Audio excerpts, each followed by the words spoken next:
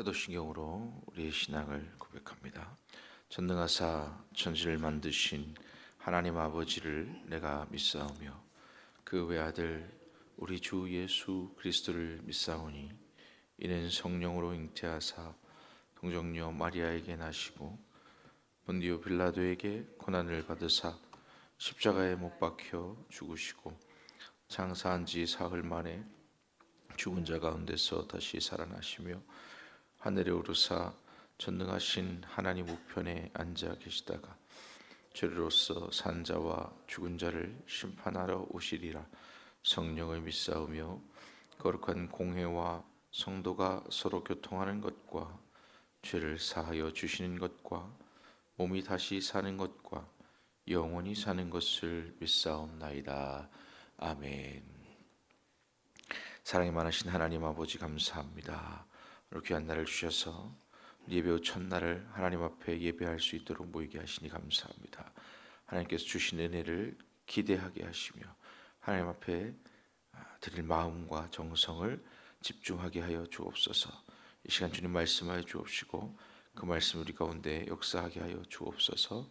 하나님 말씀하신 말씀에 귀 기울일 수 있고 들을 길을 열어 주옵소서.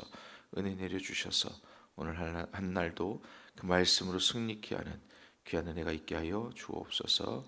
예수님 이름으로 감사하며 기도드립니다. 아멘. 하나님 말씀 마가복음 9장 2절에서 13절입니다.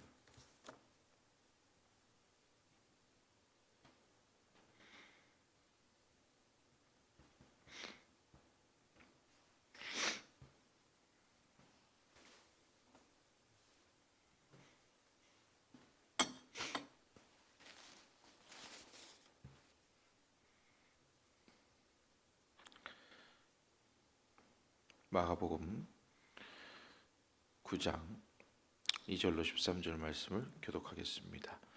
마가복음 9장 2절입니다.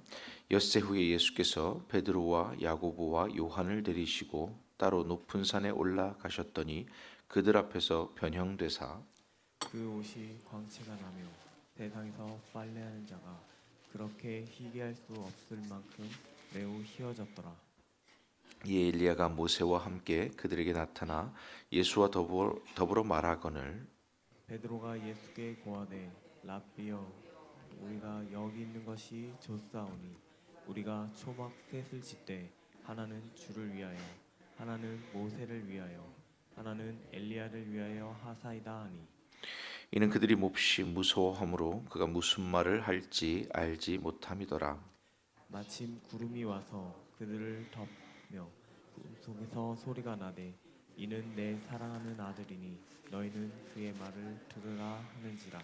문득 둘러보니 아무도 보이지 아니하고 오직 예수와 자기들 뿐이었더라.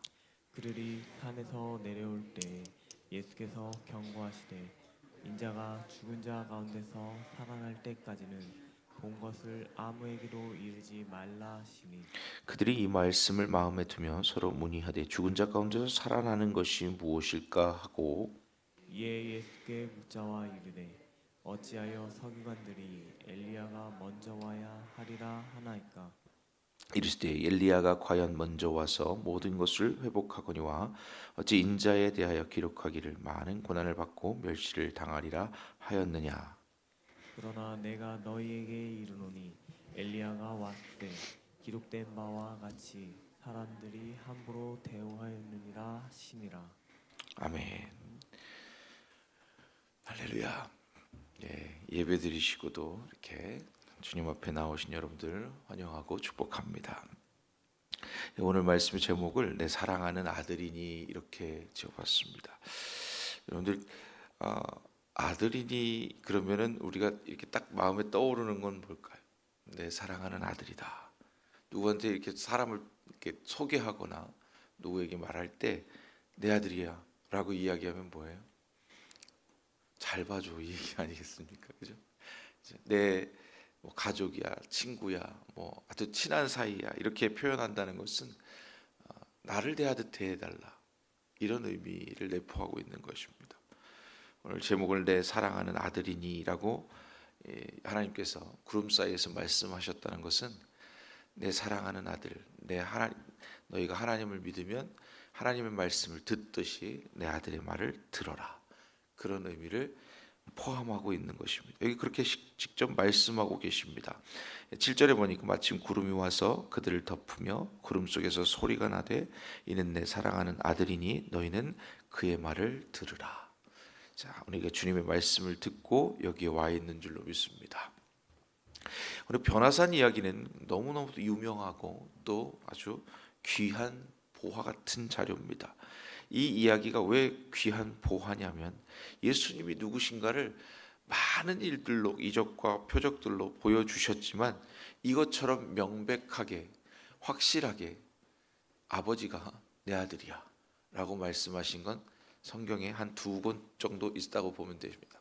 자, 하나는 뭐라고 말씀하시냐면 성령이 비둘기와 같이 내렸을 때, 세례를 받으실 때에 하늘에서 말씀하셔서 내 사랑하는 아들이다, 그렇게 직접 증언하시는 일이 있고, 또 오늘 본문 말씀은 그것도 부족하다고 생각하실 수도 있는 부분입니다. 왜냐하면 이 제자들을 오늘 보니까 따로 세움을 받은 제자들입니다. 저나 여러분은 따로 세움 받았습니까? 우리는 그냥 그저 부르셔서 감사해서 여기 예배 드리는 그런 사람이죠. 그런데 이 제자들과 우리를 비교했을 때 누가 더 복된 사람일까요? 저는 물론 제자들이 있을 때 살았으면 좋겠다 생각하는 사람 중에 하나입니다. 예수님을 직접 만지고 예수님과 함께하고 예수님 말씀을 직접 듣고 얼마나 좋습니까? 그런데 예수님의 말씀에 의하면 도마 보고 그랬죠. 너는 보고 믿느냐? 그래도 믿는 자가 되라. 그러나 보지 않고 믿는 자는 더 복되다. 저와 여러분들이 여기 서 있는 3명의 제자들보다 더 복되고 더 믿음 있는 줄로 믿습니다. 우리는 안 보고 믿었잖아요. 그렇죠? 그래서 여기 보면 이 제자들을 따로 세웠다 그랬습니다. 한참 후에 예수께서 베드로와 야고보와 요한을 데리시고 따로 높은 산에 올라가셨다 그랬습니다. 그들 앞에서 변형되사, 이 변형되사라는 표현은 여러 가지로 볼 수 있지만 예수님 부활의 몸으로 나중에 제자들 앞에 나타나셨을 때와 유사하다고 생각하시면 됩니다. 그리고 우리가 구약에서도 보면 모세가 하나님을 만났을 때, 하나님 만나고 하나님에게 십계명을 받을 때, 그때 보면 나중에 이 백성들 앞에서 모세가 나타나면 모세의 후광이, 광채가 눈이 부실 만큼 있었다. 하나님을 대면하여 봤다고 성경에 그렇게 기록하고 있거든요. 모세는 내가 친구처럼 대면하여서 이야기했거늘 너희가 모세 비난하기를 어떻게 두려워하지 않느냐, 이렇게 하나님 직접 증언하셨어요. 그래서 모세는 구약의 인물 가운데 어떻게 보면 이스라엘 사람들에게 입장에서 볼 때는 모세, 다윗 이런 사람들은 굉장히 큰 인물들입니다. 그 중에서도 오늘 모세와 엘리야가 등장합니다. 그러면 하나님 보시기에 그 제자들이나 구약의 사람, 구약의 그 성경을 다 알고 있다고 전제하는 이 제자들의 입장에서 볼 때 모세나 엘리야가 나타났다. 근데 그것도 참 신기한 게 그 당시에 그림이 있거나 뭐 사진이 있거나 영상 자료가 있거나 한 것도 아닌데 그들 앞에 눈앞에 나타난 것이 엘리야이고 모세인 것을 바로 알아봤다는 것도 신기한 문제인 거예요. 그러니까 그것을 알아볼 수 있도록 하나님께서 그 눈을 밝혀주셨다라고 표현해야 맞을 수 있습니다. 어쨌든 이 세 제자를 따로 세웠다는 것은 그들에게 그리스도께서 누구신지, 예수께서 누구신지를 너무너무 명백하게 보여줄 필요가 있었다는 겁니다. 왜냐하면 그들이 나중에 이 증언에 아주 핵심적인 인물로 자리매김하기 때문입니다. 첫 번째 베드로는 예수님께서 내가 네 이름을 베드로라 하는데, 시몬아 네 이름을 베드로라 하는데 내가 반석이라는 이름을 주고 그 위에 교회를 세우리니 음부의 권세가 함부로 할 수 없다, 그렇게 말씀하십니다. 그래서 베드로는 반석 위에 교회를 세우는 시작돌입니다. 예수님 물론 주춧돌이시지만 시작돌처럼 주님이 맡기신 첫 번째 사명자. 그래서 이 말씀을 근거로 해서 카톨릭은 베드로 신봉합니다. 그리고 베드로 성당, 성 베드로, 그리고 베드로 막 이렇게 얘기하는데 그건 아니고 예수님이 위임하셔서 교회가 너로 인해서 그 기초가 튼튼하게 될 것이다. 근데 실질적으로 베드로가 이제 복음을 전할 때 보면 3,000명, 5,000명씩 하나님께로 돌아오는 것을 볼 수 있습니다. 베드로의 능력이 뛰어나서일까요? 아니요. 주님이 그렇게 맡기시고 교회의 시작이 그렇게 되어야만 했었던 시절이기 때문에 그렇습니다. 야고보라고 하는 사람, 교회에서 야고보를 표현할 때 성경의 초대교회에서는 기둥 같다라고 말합니다. 여러분 요즘에 교회에 어른이 있나요? 없나요? 교회건 가정이건 사회건 어른이 없습니다. 자, 어른이 정말 없는 게 아니라 어르신들은 계신데, 자, 이렇게 생각하시면 돼요. 젊은 사람들은 어른들의 말을 안 듣습니다. 근데 교회에서 또는 어떤 회의에서 어떤 그룹에서 모이든지 다 자유롭게 이야기하는 건 좋아요.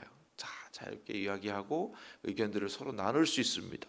그런데 어른이 계시다는 것은 뭐냐면, 자, 이게 의견들이 다 분분해요. 100사람의 의견을 다 냈어요. 그런데 결론이 잘 안 나요. 그러면 딱 한 사람을 바라보는 그분이 어른이신 거예요. 자, 그러면 어떻게 되냐면 권위를 인정하는 거죠. 그분이 일어나서 자, 이렇게 하는 게 옳은 것 같습니다. 그러면 100사람의 의견이 그쪽으로 다 모이는 거예요. 그게 어른이에요. 교회에서는 어떻게 이루어질까요?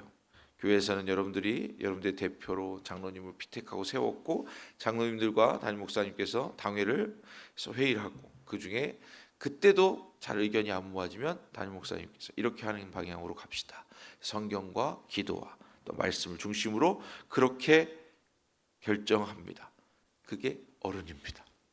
자, 그렇게 된다는 게 이 신약교회에도 똑같았어요.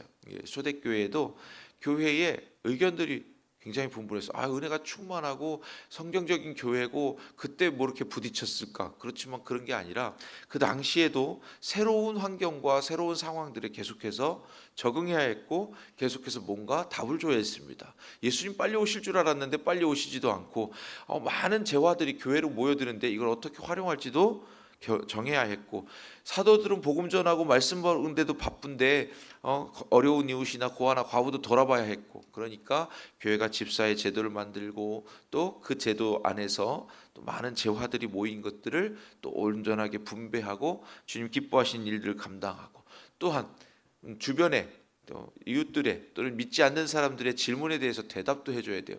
왜 너희들은 모여가지고 피를 마시고 뭐 이렇게 하냐, 이런 내용들에 대한 대답도 있어야 되고, 교회가 사회로부터 세상으로부터 도전받는 일들이 많기 때문에 항상 답이 있어야 돼요.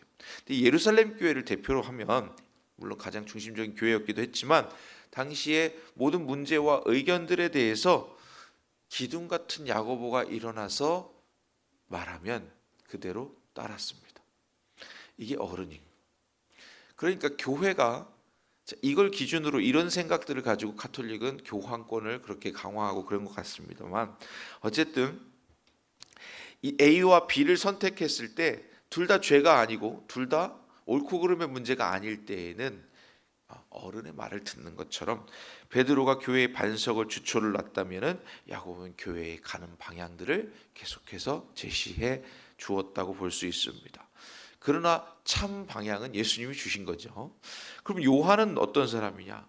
그가 주님 오시는 날까지 살아있은들 네가 무슨 상관이냐? 베드로에게 예수님 말씀하신 것처럼 계시를 마무리하는 닫는 사람입니다. 이제 처음 창세기부터 열었던 사람이 모세라면 계시를 닫는 사람이 사도 요한입니다.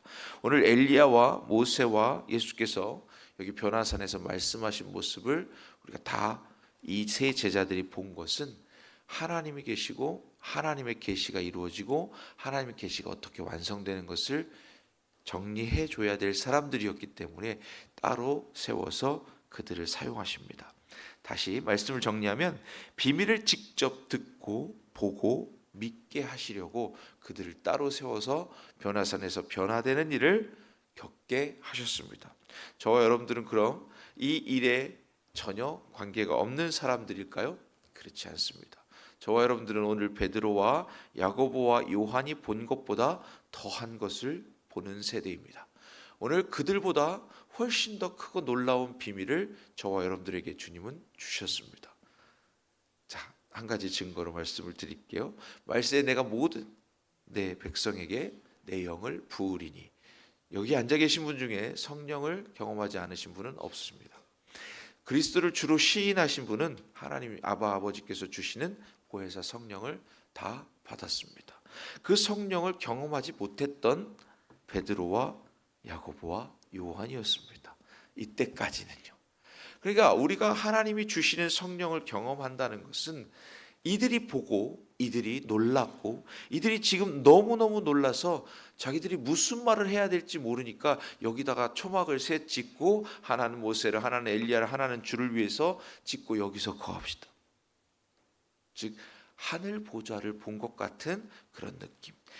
모세가 하나님과 대면하였지만 그가 멀쩡한 것처럼, 그러나 구약의 많은 선지자들이 오호라 나는 어찌할꼬 내가 하나님을 만났으니 이제 죽겠구나 하는 내용들의 성경 말씀들이 많이 기록되어 있습니다. 그것을 볼 때에 저와 여러분들은 하나님을 만났고 하나님 우리 안에 계시고 하나님 우리를 직접 인도해 주시고 하나님 우리에게 말씀하여 주시기까지 하십니다. 그런 놀라운 경험과 비밀한 진리를 가지고 있는 우리는 이들 제자들보다 더 예수님의 이름을 증거하기에 충분한 증거들을 갖고 있습니다. 그 증거가 뭐냐고요? 이렇게 말씀하시는 거예요. 내가 증거야. 여러분들이 복음을 전할 때는 내가 증거야 라고 말씀하실 수 있어야 될 줄로 믿습니다. 도마가 예수님의 손과 허리에 창자국을 만지고 그 다음에 내가 만져봤어 라고 이야기하는 것과 여러분들이 나는 하나님이 내 속에 계시고 나를 만나 주셨고 그 놀라운 하나님의 은혜를 내 삶 가운데 계속해서 부어주시고 계셔. 나를 보면 하나님을 볼 수 있어. 나를 따라와 봐 라고 말씀하실 수 있어야 됩니다. 이게 제자입니다. 그러니까 여러분들이 삶 가운데 그리스도가 직접 나타나야 되고 그리스도께서 이미 보여주신 여러분의 은혜가 여러분의 삶을 통해서 흘러가야 될 줄로 믿습니다. 말씀을 간단하게 정리해드리면 이렇습니다. 오늘 예수님은 하나님의 정권 대사예요. 하나님이 이 사람의 말을, 예수 내 사랑하는 아들이니 그의 말을 들으라. 그 말씀은 온 인류 가운데 유일하게 모든 권세를 주었다라고 말씀하신 이름입니다.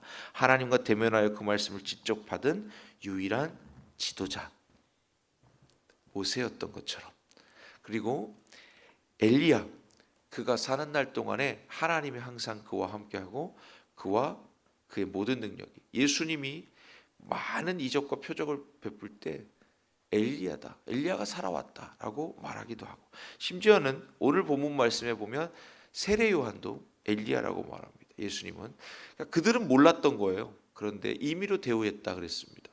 근데 그것조차도 성경에 다 기록되어 있는 것이다. 그렇게 말씀하시고 엘리야가 왔으나 기록된 바와 같이 사람들이 함부로 대우하였느니라. 그래서 세례 요한을 목을 베어서 죽였던 내용을 말씀하고 있습니다. 그리고 오늘 또한 가장 뒤에 나오는 것 중에 가장 핵심적인 게 바로 부활에 관해서 말씀하고 있습니다.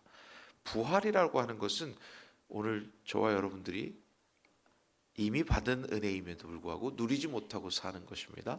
그런데 해마다 왜 부활절이 돌아오잖아요. 그럼 이 사순절 기간과 고난주간 기간 동안에 계속 이제 마음에 생각을 합니다. 어떻게 생각하냐면 주님이 내 죄를 위해서 죽으시고 나 이렇게 살면 안 되는데 생각을 합니다. 그래서 반복적으로 계속 회개하고 반복적으로 계속 부활의 날을 기대하고 고대합니다. 근데 주님은 우리에게 그렇게 계속해서 우울해 있으라고 말씀하신 적이 없어요. 그러니까 초대교회, 신약교회, 제자들 교회 생각해보면 아주 단순합니다. 그들은 부활의 주님을 기뻐 찬양하고 함께 나누고 함께 증거했어요. 저와 여러분들이 부활절 되면 교회에서 항상 하는 게 있죠. 새 생명, 전도 축제 이런 거 하잖아요. 그 이유는 여기에 있는 겁니다. 예수님 살아나셨대. 그 우리 가만히 있을 수가 없는 거예요. 가만히 있을 수 없는 게 부활의 참 기쁨을 누리고 사는 사람인 거예요. 부활하셨대라고 소문만 내도 잘하는 건데 부활하신 주님을 내가 만났잖아. 나봐. 나 전에는 내가 얼굴이 다 죽어 있었잖아. 그런데 지금 내 얼굴이 얼마나 살아있어. 이렇게 증거할 수 있어야 돼요. 부활은 하나님만의 능력입니다. 생명은 하나님만의 능력입니다. 그것을 여러분들이 살아있음으로 증거해야 되는 거예요. 그래서 부활절 되기 전에, 아니 언제까지? 우리 살아있는 동안에 예수님의 이름을 전하고 복음을 전하고 하는 일이 여러분들 삶 가운데 하루도 그치면 안 돼요. 그래서 오늘 제자들이 여기 따로 세움받은 것처럼 여러분들은 그 제자들보다 어때요? 더 주님이 기대하시는 분들이에요. 더 주님이 기뻐하시는 분들이에요. 그래서 주님이 직접 만나주시고 직접 오셔서 내 사랑하는 아들 내 말을 들으라. 그리고 여러분들에겐 그 말씀을 직접 해주십니다.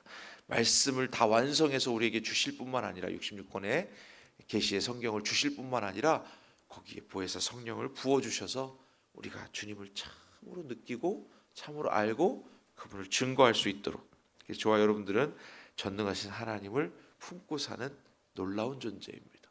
그래서 이 따로 세움받은 제자들보다 우리가 못한 게 아니에요.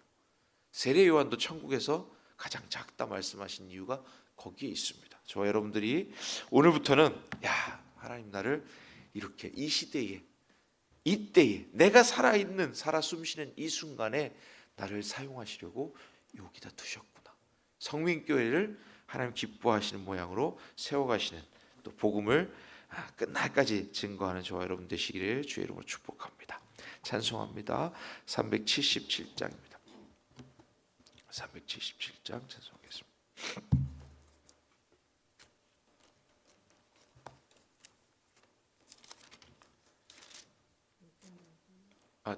죄송합니다. 449장이네요. 제가 뒤에 찬송, 예전 찬송을 봤어요. 449장. 감사합니다.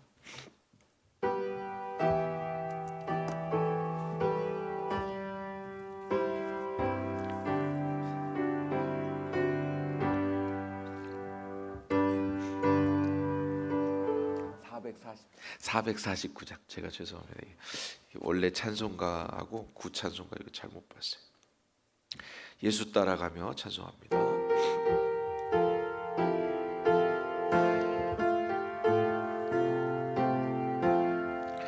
예수 따라가며 복음 순종하면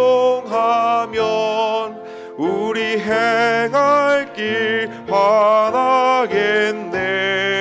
주를 의지하며 순종하는 자를 주가 늘 함께 하시리라.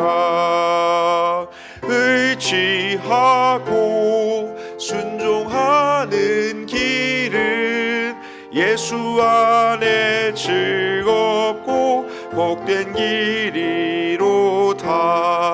해를 당하거나 우리 고생할 때 주가 위로해 주시겠네. 주를 의지하며 순종하는 자를 주가 안위해 주시리. 3절로 고백합니다. 남의 짐을 지고 슬픔 위로하면 주가 상급을 주시겠네. 주를 의지하며 순종하는 자를 항상 복 내려 주시리라. 의지하고 순종하는 길은 예수 안에 즐겁고 복된 길이로다. 우리 받은 것을 주께 다 드리면 우리 기쁨이 넘치겠네. 주를 의지하며 순종하는 자를 은혜 풍성케 하시리라. 5절로 고백합니다. 주를 힘입어서 말씀 잘 배우고 주를 모시고 살아가세.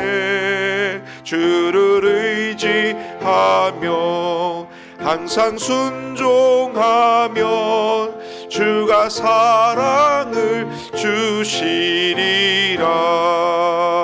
의지하고 순종하는 길은 예수 안에 즐겁고 복된 길이로다. 아멘. 우리 찬송 이 시간 말씀을 기억하면서 기도할 때에 따로 세우신 제자들처럼 저와 여러분들을 이 땅에 이 시대에 하나님이 복음을 위해서 저와 여러분들을 부르시고 세우신 뜻을 기억하셔서 하나님께서 맡기신 사명 감당하고 그 사명 찾고 그 사명에 살고 사명에 죽기를 간구하는 시간 되기를 원합니다. 우리 말씀을 통해서 또 성민교회를 세우는 일에 또 담임 목사님 통해서 주시는 말씀이 또 충만하여서 더욱 풍성한 은혜를 누리는 일에 저와 여러분들이 모두 하나가 되기를 주님의 이름으로 축복합니다. 우리 한번 주님 세 번 부르고 기도하겠습니다. 주여 주여 주여. 내려오신 하나님 아버지 감사합니다. 따름 세우셔서 아버지 하나님 제자들에게 맡기신 사명이 있는 것처럼 좋아요. 우리에게 우리 모임 가운데 아버지 하나님 그리스도의 성령이 충만하게 임하고 하나님 주신 은혜에 더욱 풍성함을 누릴 수 있도록 복의 복을 더하여 주옵소서. 하나님 우리에게 맡기신 사명들이 있을 줄로 압니다. 그 사명들 깨닫게 하시고 아버지 하나님 복음을 위해서 세우신 이 시대에 아버지 하나님 하나님의 나라가 더욱 확장되고